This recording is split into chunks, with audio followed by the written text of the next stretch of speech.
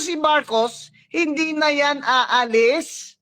Yeah. And Speaker Romualdez is part of this dynasty. That's why Yeah. they want control. Control is for their next dynasty. That's the Actually, problem. Ayoko lang naman sabihin na bakit kayo ganyan, Speaker? Dahil ba ito sa impeachment? Oh. Bakit? Alam mo ba kung ano ang boto namin? Dr. Ilagan is a doctorate, no? It's an expert in education. Tumakbo si BBM bilang Pangulo. Di ba nung nasa Comelec kayo, nag-release kayo ng... Ay, opo.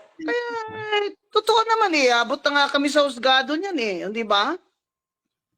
Na DQ, na in my opinion, DQ siya. Di ba?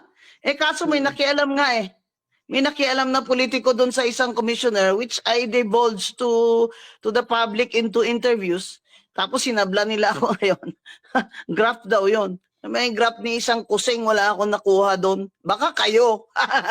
Meron pa naman pong 3 months. At pag hindi po talaga kami pinag-uot dyan dahil yung Secretary General mismo hindi niya kami officially hinarap at nag-agenda. He is liable also under the Anti-Graft and Corrupt Practices Act. Yeah.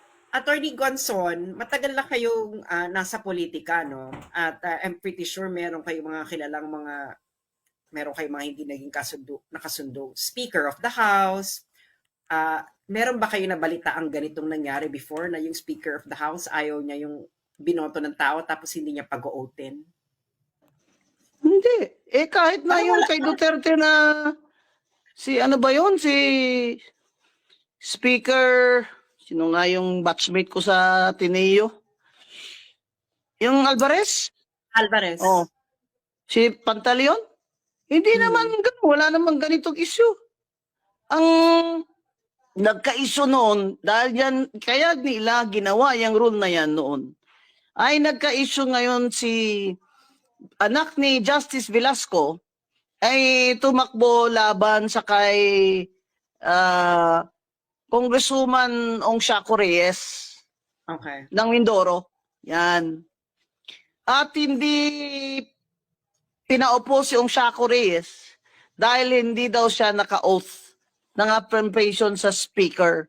Sinabi nilang ang proclamation ng COMELEC ay hindi pa yan totoo na makakaupo ka. Kung hindi ka nag-amen dito sa amin at nag-oath of ceremonial oath ng misase, wala yan. Nung nagsimula ang demokrasya natin, nagsimula ang mga House of Reps na yan, wala yan. Noon lang yan time ni Velasco versus yan nga, si Congresswoman, the late Congresswoman ng Ong Shaco Reyes of Mindoro. Kaya, napalitan yan. Since then, ginagamit na ng mga speaker bilang extra power nila. Pero hindi po dapat. Grabe naman yan ka-unfair. Yun ang hindi namin maintindihan kasi wala na oposisyon. Kung halimbawa, kung speaker ka, kung gusto mo mawala ng oposisyon, huwag mo nang pag-outing yung mga... kasi palagay ko po yun ang tingin niya sa akin Kasi specified me. Kahit na hindi na nga ako ang representative, okay naman ako. Okay naman ako na hindi naman ako Diba? Walang problema. I humbly accepted the decision of the Supreme Court. Pero talagang he mentioned my name. For as long as Guanzon is in P3PWD, umalis daw muna ako dyan. Sir naman, ba't yun naman kami paalisin dito? Pambira naman kayo. Di ba may freedom of my constitutional rights naman kami to association? Mag-member kami ng aming mga party list that's our constitutional right.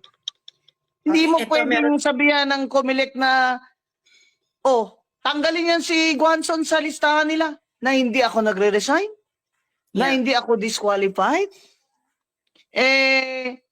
Ang ayaw ko talaga po doon, yung parang gusto ni Speaker Romualdez ay sumurrender ako sa kanya. Sir, hindi nga po kami sumurrender sa hapon. Noong digmaan, ang lolo ko mayor ng Commonwealth, tatay ko nag-guerrilla, nagkamedalya pang tunay ba? US gold, congressional gold medal si Judge Sixto Guanzo na sa guerrilla. Yung nanay ko, persisted in encouraging her father not to surrender to the Japan. Sir, hindi po kami nag-surrender sa Hapon. Ngayon pa po kaya na matanda na ako, 67 na po ako, sir. Ang amin lang po, sir, demokrasya po ito. Panindigan na po natin. Napakabilib ko pa naman kay Speaker noon dahil wow, ang Speaker, UP College of Law. Wow, Upsilon, huh? They're very famous for being well-managed.